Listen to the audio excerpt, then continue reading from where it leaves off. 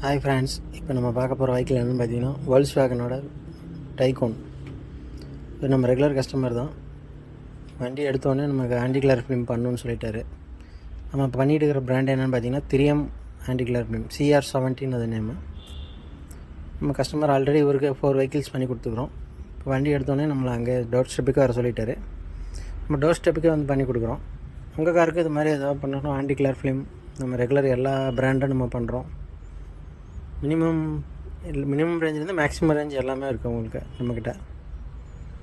நீங்கள் உங்களுக்கு என்ன பிடிக்குதோ அது சொன்னீங்கன்னா பண்ணி கொடுத்துருவோம். இது டைகோன் தான். இது பார்த்திங்கன்னா ஹீட் அடிஷன் பார்த்திங்கன்னா 50% வரும்.